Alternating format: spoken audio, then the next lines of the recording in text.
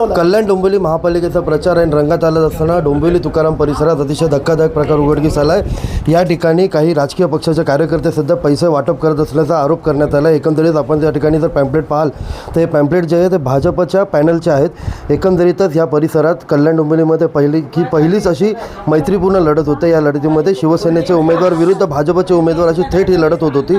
मात्र आज दुपारच्या सुमारास या तुकाराम नगर परिसरात पैसे वाटत असताना काही शिवसेनेचे इकडे जे उमेदवार नितीन पाटील यांनी काही लोकांना पकडलं। हे संपूर्ण जी आपण हे कार्यकर्ते पाहू शकता भाजपचे असल्याचे बोलले जातं। एकंदरीतच आपल्यासोबत देखील आता आहे। दादा, काय सांगशील, कोणत्या पक्षाचा कार्यकर्ता असतो? मी बीजेपीचाच कार्यकर्ता आहे, पण मला फक्त एवढं पैसे घेऊन आता तुम्हाला इथे रंगे हात पकडलंय। इथे सगळे पैसे ब्रोशर सगळे पडलेले दिसतात। कशासाठी आला होता तुम्ही इथे?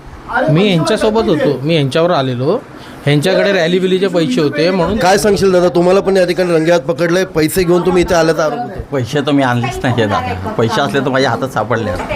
तुम्हाला इथे पैसे घेण्यासाठी बोलवण्यात आलं होतं? मला माहिती पडलं म्हणून हे ताई वरती जात होत्या, रॅलीमध्ये होत्या ना, म्हणून मी यांना विचारायला आलं की इथे काय देणार आहेत का। कारण की माझे इथले चार मतदार आहेत। माझे 4 मतदार आहेत इथे, माझे 4 नावं आहेत, म्हणून मी विचारणार होतो की इथे काय देणार आहेत का, म्हणून मी बोलवलेलं।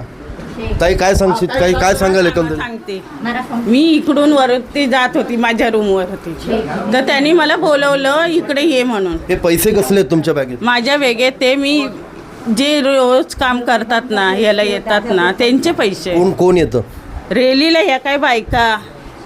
एकंदरीत या ठिकाणी पाहिलं, त्यांच्या उमेदवाराचं नाव विचारा, कोणत्या उमेदवार आहे?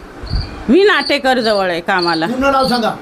ओमनाथ नाटेकर। एकंदरीत पाहिलं तर या ठिकाणी रंगे हात पकडलेला आहे। आपल्यासोबत शिवसेनेचे उमेदवार आहेत। दादा, काय सांगाल तुम्ही? एकंदरीत आता धक्कादायक प्रकार तर तुम्ही उघडकीस आणला। साहेब, मी वारंवार सांगत होतो की ह्यांच्या हात पायाखालची जमीन सरकलेली आहे आणि हे पैशाचा काळा बाजार, हे पैसे आणले कुठनं? आज तुम्ही बघताय कल्याण डोंबिवली महानगरपालिकेत जे बिनविरोध झाले त्यांना किती करोडो रुपये ह्यांनी दिले। कुठनं दिले हे पैसे? येतात कुठनं? भ्रष्टाचारातनं येतात ना।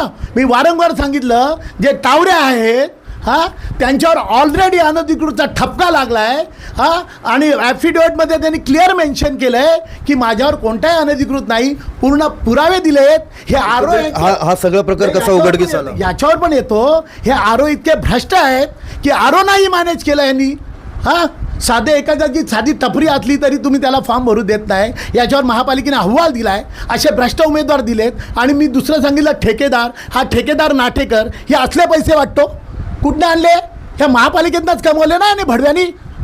आणि असं सच्चाईने जिंकू शकत नाही म्हणून असे पैसे देऊन जिंकतात। आणि हे विशू पेडणेकरचे कार्यकर्ते भाजपचे यांनी कबुली जबाब दिलाय। कशासाठी आले? पैसे घेऊन आला असता भडव्या। एकंदरीत त्या ठिकाणी पाहिलं तर या प्रकारानंतर, घडल्या प्रकारानंतर या संपूर्ण परिसरात सध्या तणावाचं वातावरण आहे। या घडल्या प्रकाराबाबत त्यांनी पोलिसांना देखील कल्पना दिली, त्यामुळे पोलीस तपासाअंतीच हे संपूर्ण प्रकरण काय आहे हे स्पष्ट होणार आहे। अभिजित देशमुख, जिल्हा वार्ता, डोंबिवली।